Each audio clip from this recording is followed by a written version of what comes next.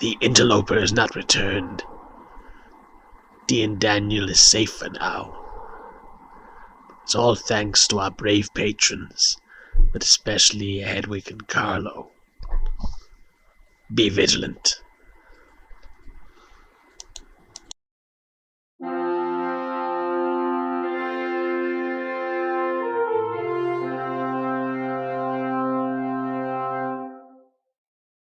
Hello, welcome to Probably Bad Podcast, a podcast which is definitely bad. I'm Pencil.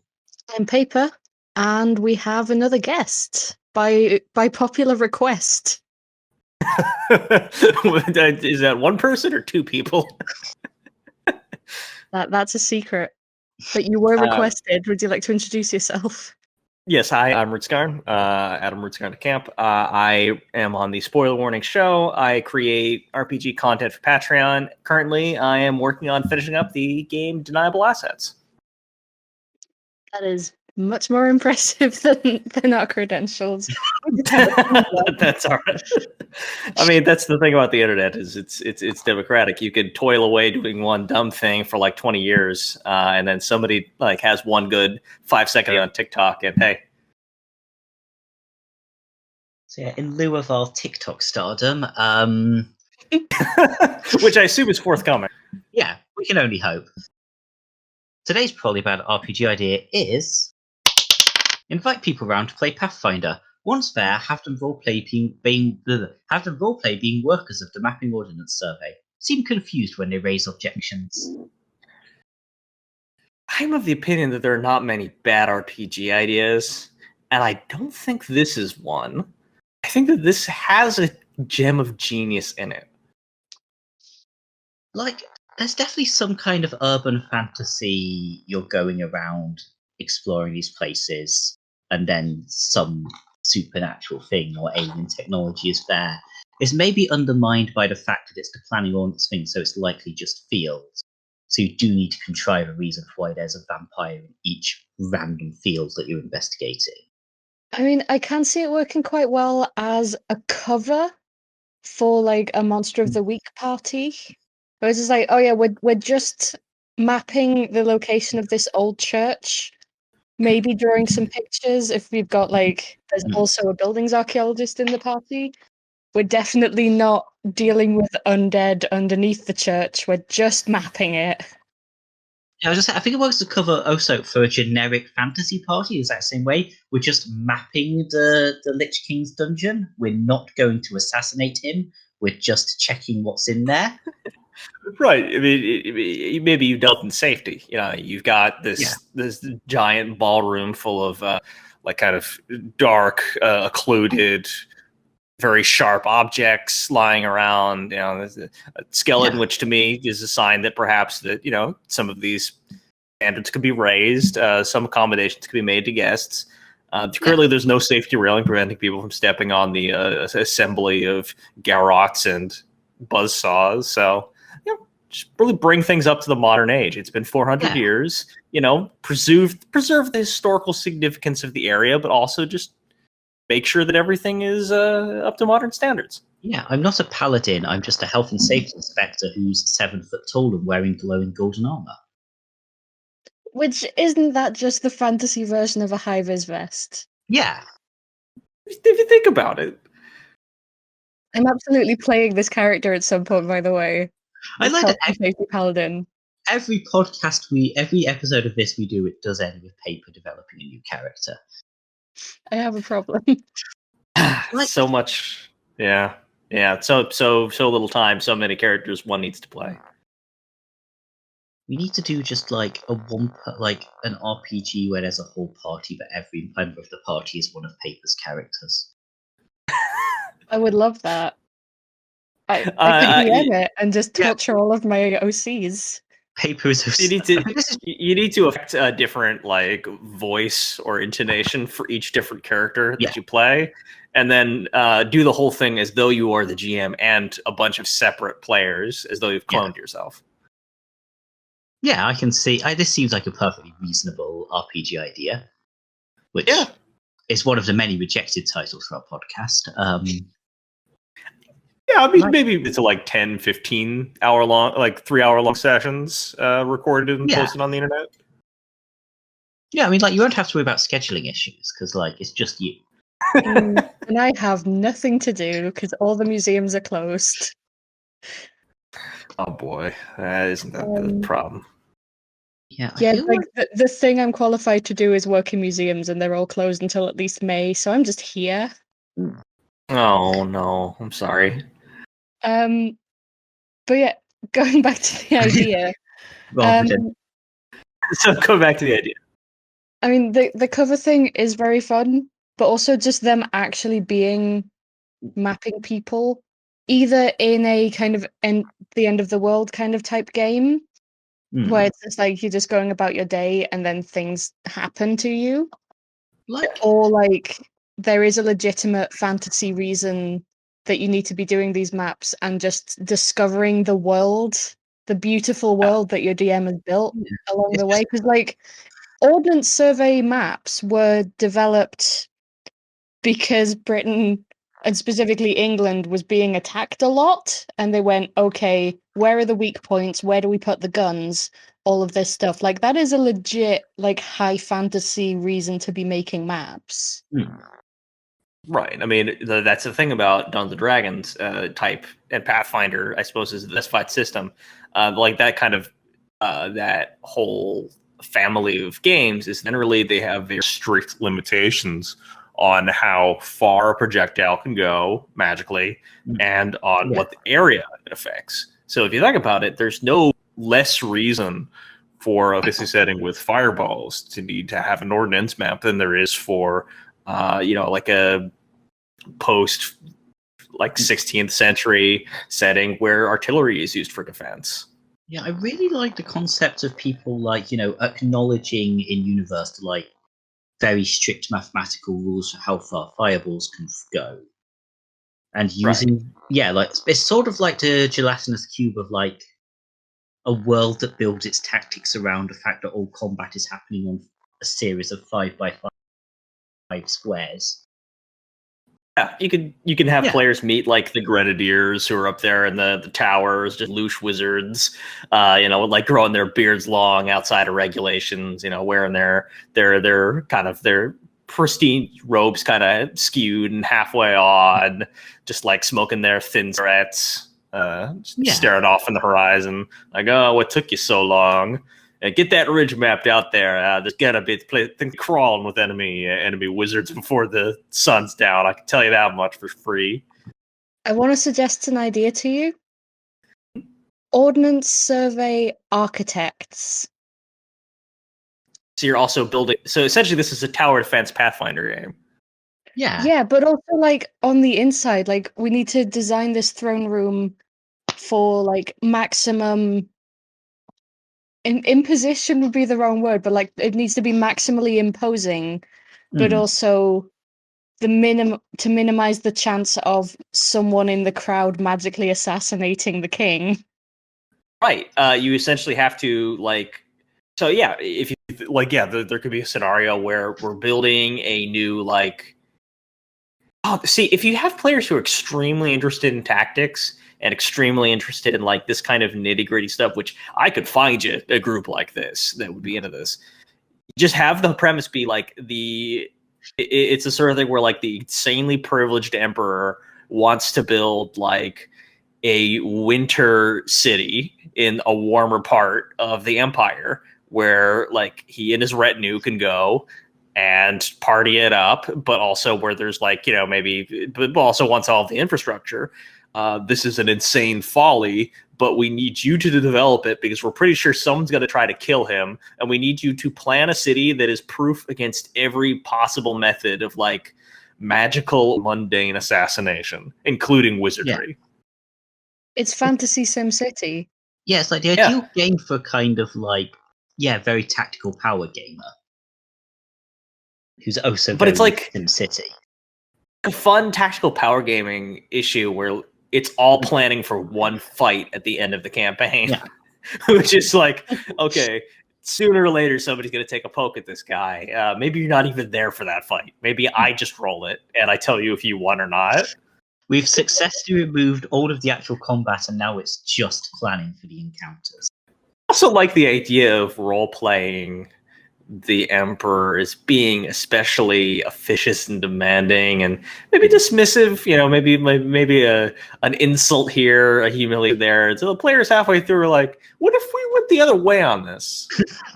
Yeah, like it's also a customer service simulator where you keep having to explain to the Emperor, like, no, you can't put that there because Oh yeah, one cloud of daggers and you're dead. yeah. Soon he keeps going like, "No, I need a skylight. No, I need a skylight," over and over again until you're blue in the face. Until you're finally like, you know what? You can get all the skylights you want, buddy. I'll put one in your bedroom. How about that? Just trying desperately to explain to him that the room he's setting up is flammable and everyone has fireballs. He wants a pit trap so that he can like dunk visitors he doesn't like into it by pulling a lever.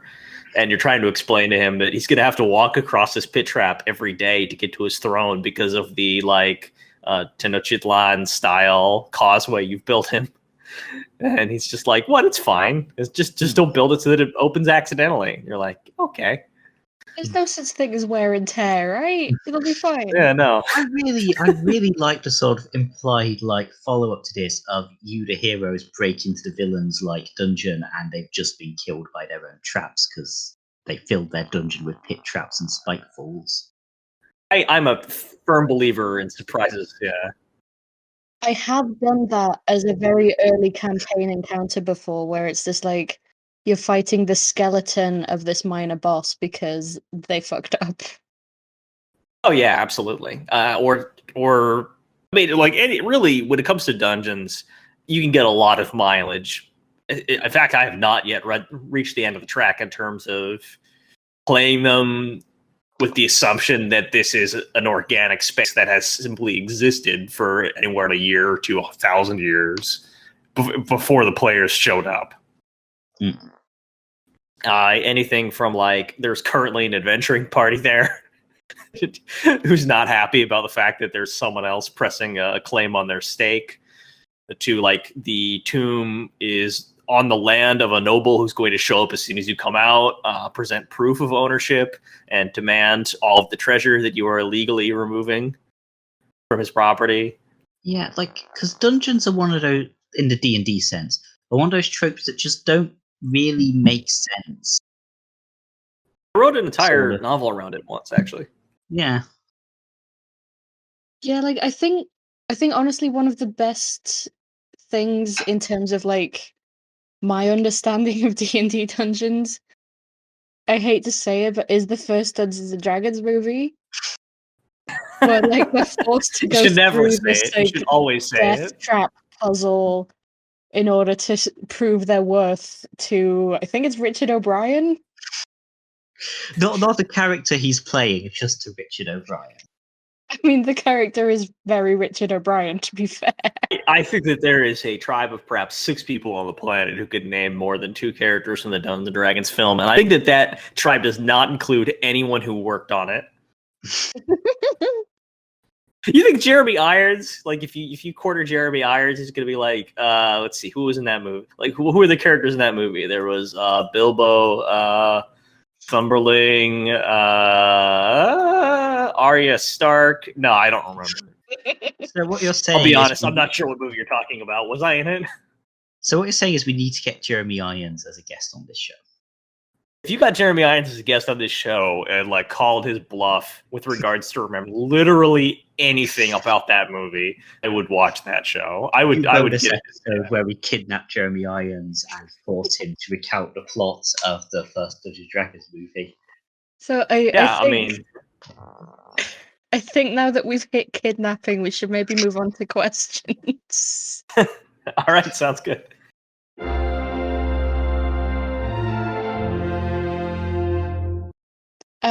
Okay, so all of our questions are anonymous, which I don't know. I asked people for questions for you. I don't know what it says that they're all anonymous. Everyone is intimidated by your celebrity. Okay, philosophy so- associated with it because they know what's going to happen in 8 months, 30 days, and 22 hours. You could kill everyone that asked you a question? I'll be honest, I don't know yet. I just know what the fella told me.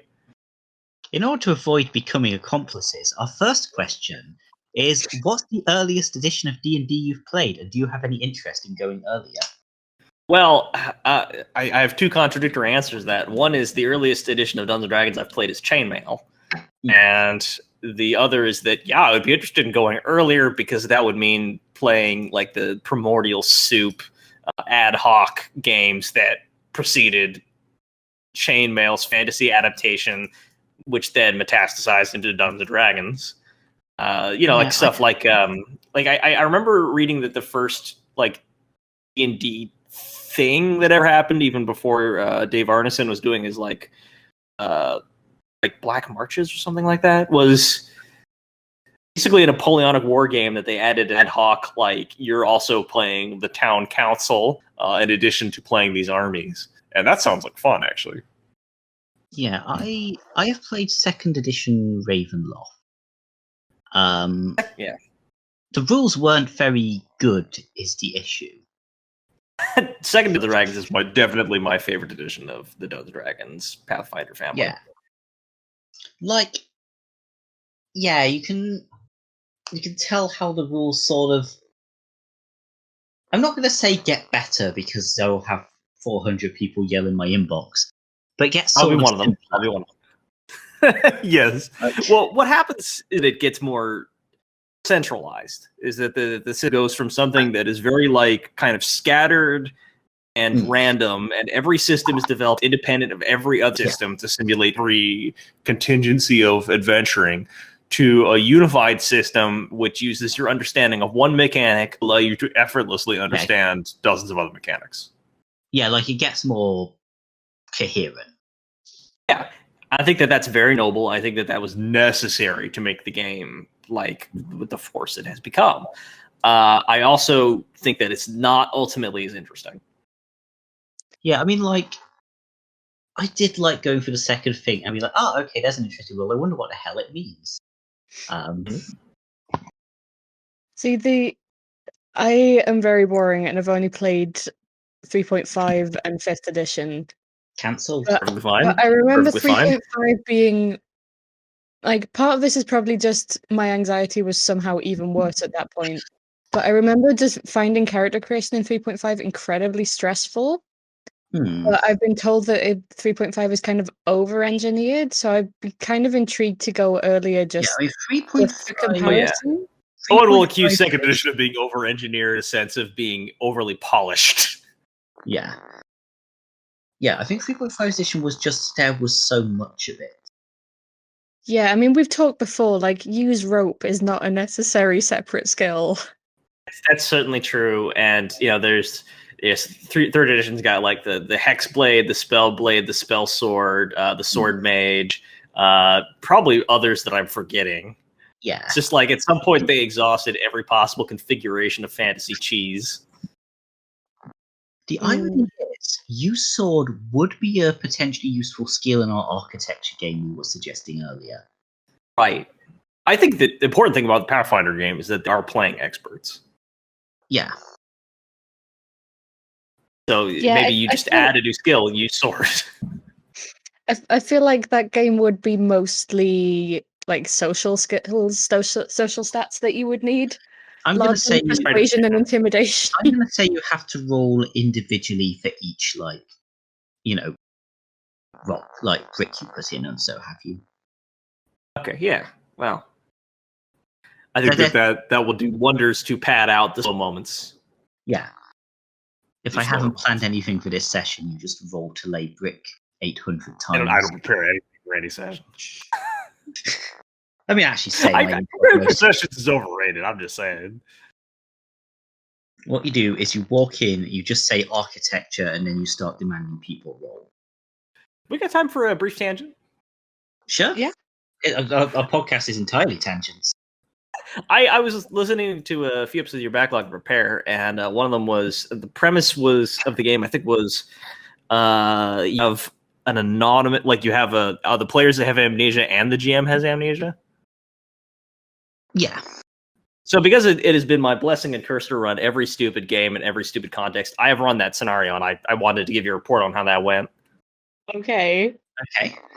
So essentially what happened was I was part of a charity marathon about like 10 years ago called Anti-Paladin, where we would do something like a week, 5 straight 24-hour days with rotating shifts of players while being streamed of tabletop role-playing games for charity. And you run out of like actual prepared ideas more or less within the first 24 hours if you're one of the main GMs, which I was. So somebody requested a horror game, and I wanted to run one, but I don't simply have a horror game. I don't even have a horror system really on hand, and I don't want to like make people create characters for something, and I don't have any ideas. So essentially, I have amnesia right now, and the players have amnesia. Here's how we're going to start. Their players wake up on a spaceship going through like a spaceship, and they're mysteriously discharged from like their like oxygen, like life support tubes to discover a dark ship, and they don't know what's going on. The kicker is they don't remember who they are, what's going on, and I also don't know who they are, what's going on, because I didn't have an idea. We're discovering an idea. So I created the mechanic, which was whenever they decide want to be good at something and they want to have that as a skill, which means they can roll like 2 dice and for successes for it or something. I forget what mechanic I came up with. They remember one detail about their life. They like remember one detail about who they were before. It's like it's dim recollection. Like one of them found a surgical kit and was like, oh, I think I was a doctor. And I'm just great. This guy was a doctor. Good. So I started to put things together, and like I would just come up with weird things. The thing about this in mysteries and coming up with mysteries on the fly when you don't know what's going on is you just say something and players start speculating, and you take the best speculations. You just kind of like connect the dots yourself, and then they feel like they're not only you smart, but they're smart for figuring it out, and that's exactly how you want them to feel. So then they don't look more closely. That is genius. Yeah, I mean, I have done that before. I have done one RPG where a very important clue that became integral to the mystery, it was a time loop. And it wasn't originally intended to be a time loop. I just fucked up what times things were happening, and I decided to cover it by making it a time loop. Mistakes are the best thing GMs can do on purpose. Yeah, it was. Of course, then you have the opposite end of that particular spectrum, which is when your players misinterpret you saying "ring of keys," and you suddenly create a magic item which unlocks doors. The ring of key. Isn't that the ring right, of single key? Yeah. The thing is, my character had very low intelligence, so they never figured out they had a magic item that unlocked doors. They just thought no one locked their doors anymore for some reason. And went to their grave. Extremely good concept for a character. Yeah, went to their grave, never realized item that let them unlock. We should maybe go back to the podcast. Oh yeah. Let's return to that. That our ideas are in fact spreading into the world. Hi, I'm Hazel, and I make a podcast with Liz called Bread and Thread, which you might enjoy if you are a fan of food or clothes or other interesting parts of domestic history. We find out interesting facts about things like regional foods, ancient breeds of sheep, pretty much anything domestic history. So if you'd like to know why it's illegal to import a sheep into Iceland and what was presented by Queen Victoria to Harriet Tubman, then you might want to check out Bread and Thread. Find us at Bread and Thread on Twitter, or find us everywhere podcasts exist.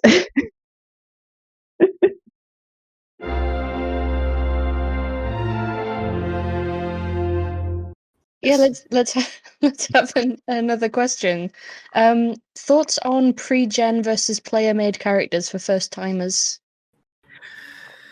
Well, baked into this question is assumption of system. If you're playing something like Fate Accelerated, obviously it's much easier to create a character on the fly by just starting with 1 or 2 details and adding things. If you're playing something like Pathfinder, that is essentially impossible. But there were also multiple like levels between absolutely starting with a fresh piece of paper and through all the steps, like having a character make a few choices and making it your own, versus like you give them a character that has a backstory or not.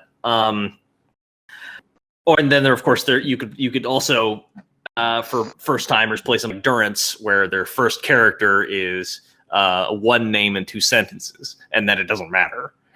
Although if you're someone endurance for their first RPG, you better be really sure they're interested in misery, because that game's like that's like a dark coffee, bitter brew kind of game. What's up? I think I like what I've done sometimes with new players is sort of make a sort of generic, strong character, smart character, social character, and so forth. And then they can sort of come up with the character, like personality and stuff.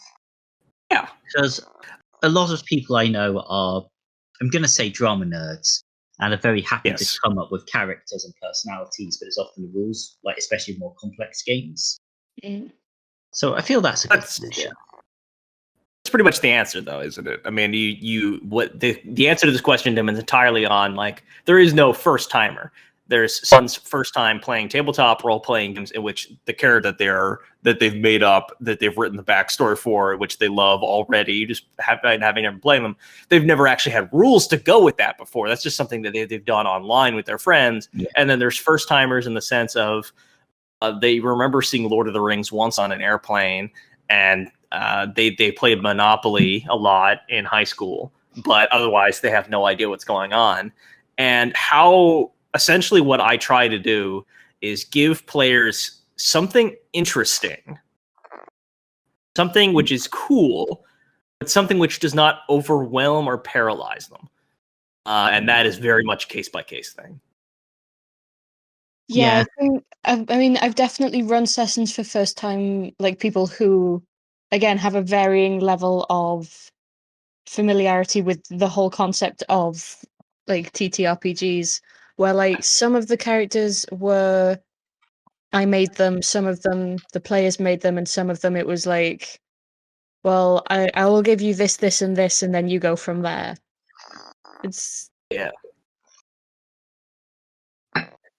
Yeah, I think you're right. It's not really a binary you can set up. Yeah, it depends a lot on who your player is, what game you're playing, what campaign you're setting up. DMs really cannot afford to just level one-size-fits-all prescription. Like that's what's important about GMing, is that you can't have just your bag of tricks that you use, your way of doing things, which you apply to everyone who comes through your doors. If you really want to reach the next level, you've got to start looking at your players as individuals and understand how to give each one of them the best time. And when they come together as a group, learning how to balance that. Yeah, like it's like if I can go from like wacky shenanigans to actual discussion RPG things. Like one of the things I really like about RPGs is that the audience and the writers, for lack of a better word, are the same people, and it's a lot easier to kind of make it much more personal for the people who will be taking part than it would be for, say, a book or a film or other kinds of media. And that's the only reason to play your own story instead of consuming like the greatest fan novels ever written, right? Yeah, exactly. And it means that, it's a lot. On the one hand, it makes it a lot harder to give a lot harder to give generic advice beyond the basics of don't slap your players in the face and what have you. But it does also, don't slap him up. Yeah, but it also means that it's easier to make it in a way that is very specifically good for your group. Yeah, like I think this is why Forever DM syndrome is real and I've experienced it. But DMs should be players as well, because you get your best ideas in someone else's game, or if you can't be in a game, like watching something actual play or just reading a book. Like that's where the best stuff comes from and stops you getting into that rut. Very forever DM. I did the math recently on how much I've GM'd in the past 15 years, and it was something depressing, like over 2,000 hours. That is an impressive amount of DMing. I mean that's I was the president of the role playing games club at UCI. That had something to do with it, but also just I like role playing games, and I end up being the one who runs them. I've run like dozens of systems at this point, and I don't even know if I remember half of them. Yeah, I feel like we're getting a bit branded that we're mostly giving actual good advice over the last two questions. I can only This apologize. is what happens when we have someone that knows what they're talking about. No offense to Tal, who is a guest that we've had before, but we now have like an RPG professional. Yeah, someone needs to suggest setting the table on fire or something. I would not have the title professional in any other context.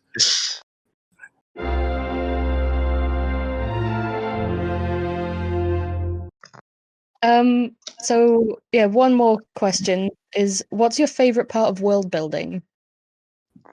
My favourite part is coming with a lot of very complex background information that players will neither know nor care about and will set on fire without noticing.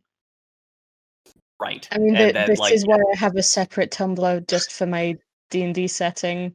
So I need somewhere to put everything. Just get it out. a disciplined GM means that you'll inevitably come up with backstory and setting details that you think are really cool, which you'll never have a good reason to share with the players. Yeah, and I've never met a disciplined GM. Yeah, I think the question. Yeah, like I think the choice that either you don't bring them up or you try and shoehorn in your entire 30-minute monologue about the origin of the gods as your players try and flee the room. I think the problem with world building is I like sort of building the big scales of things of like gods and cosmology and stuff, and then I have to like make it so adventures happen in it, which is a very important part of the plot. But See, I like to make my plots like follow logically on from various world building stuff. Like I'll go in and be like, okay, this society wears their hair like this for this reason, and someone doesn't want that for this reason, and oh, there's a plot. I got two answers to this. One is that I've got three answers if that's permissible. yeah, I guess I have three favorites. In terms of like in rough order of like when they come up. First, so my favorite type of campaign to run when it comes to like fantasy, Dungeons and Dragons, that kind of game is one where I create a context. I don't really create an overarching storyline in terms of like something that players are intersecting with, like an ongoing crisis. I like to create one crisis that hits the players like a sack of bricks immediately. I want the whole campaign to follow from the resolution. So it's like, okay, so what do you do if you become outlaws? So what do you do if you discover an incredible fortune in the middle of nowhere, which will be very valuable if you can get it back to civilization? Like some calamity like that, where I can just watch what happens when the players interact with this world. So I guess my first favorite part of world building is creating the sandbox, the context that's going to react to that kind of crisis. Like that's going to be like coming up with like all sorts of pit traps and like sort of fertile opportunities and stuff players can use. Second favorite part, which is the part which is towards like more towards the end of the process, is when I take like the big broad stroke things I've created and use them to create little things that I think will make players laugh or make them interested. Like the example being like, okay, so if I have this aesthetic detail, like where this empire is really harsh and fierce and where criminals are punished, and then I take that aesthetic detail and I refine it into or I take that fundamental detail and I refine that into the detail of like on the high road, there's a bunch of hands like nailed to posts that are like the hands of thieves. And then I take that further to the little detail, which is like my favorite detail to come with, where like they'll be walking the road and they'll just be like this poor old widow, like hunched and stoop backed, just like waving cheerfully at them. He carries the basket of hand nail up because that's like who else is going to do that job? They just give it to like some town widow. Like, yeah, she's just, oh, I'm just happy for something to do. I can't spin anymore. I got the arthritis in my wrists. Yeah, all right, I'll go nail the hands up. Death to thieves. And then the last favorite part is the world building I come up with after the fact.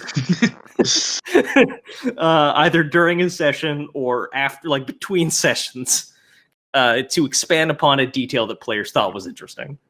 Yeah, that inevitably becomes more important than everything else I came up with.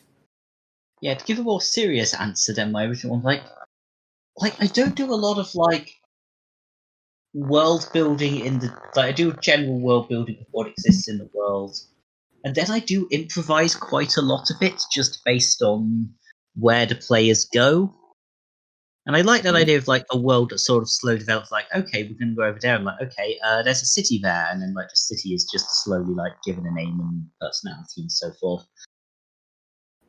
See, And the problem is when I do too much improvisatory world building, I end up with things like, well, the capital city is called Suddenly Crabs because I thought that sounded funny in Latin, and now I need to come up with an elaborate reason that the capital is called Suddenly Crabs. I mean, and then you play in that setting for 3 years. I don't think there ever were Suddenly Crabs. Well, no, it was historic crabs. They're no longer sudden. This is a historic crab. Yeah, my favourite part of world building is the historic crab, which is mandatory in every setting. You might know who your historic crab is going to be or why the crab was historic. Now that's the fun part. Every player has one token, and when they meet an NPC, they can spend that token to declare that NPC is the historic crab. I do actually believe that players should have the ability to determine at least one NPC that you don't give a shit about is very important. And the last time that happened for me was a chicken. I mean, players definitely do have the ability to determine a random NPC you don't give a shit about is important, and they will do it whether you want them to or not. I guess what I'm saying is you need to have the grace to accept that and lean into it. I had a minor mook in a World of Darkness game I was playing. And they tried to attack the players when they stumbled to the bad guys thing. They rolled 6 dice for the attack. All 6 were 1s, and then they got a 1 on their chance dice, which for those who don't know World of Darkness is as much as you can conceivably fail. So they exploded themselves immediately. And the players, loved this sort of random incompetent mook so much their ghost kept coming back every so often to take another jab at it. And entirely without my planning, he just kept rolling massive failures every time he tried. And we just got this story of this sad assassin ghost who has no idea what he's doing. I mean, have you really be the DM unless your party has adopted some random incompetent off the street? Yeah, so there you go. My party grew quite attached to their random incompetent ghost assassin.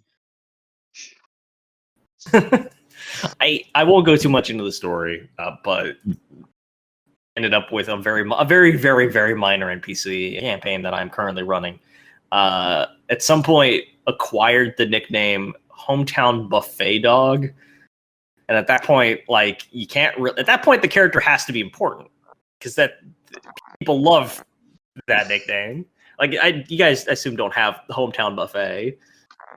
No, sorry. No. I'm very clear that's not an export. It's just it's a buffet restaurant of very poor quality, and it's like this character who is an aristocrat. I guess I will go somewhat into the story. At some point, this random dim-witted aristocrat character got really through just kind of me shuffling things around and got promoted to the inner circle because this is a court game. It's like a Versailles. You're all trying to gain political capital game.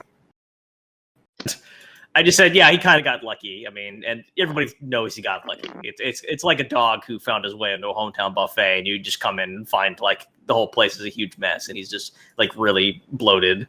You want to be mad at him, but you're really just like, oh, come here, boy. And that's that. Sometimes just having that like hook for a character like really gets players invested in them. Yeah. So yeah, I hope you enjoyed that actual RPG advice episode of our podcast. I can only apologize.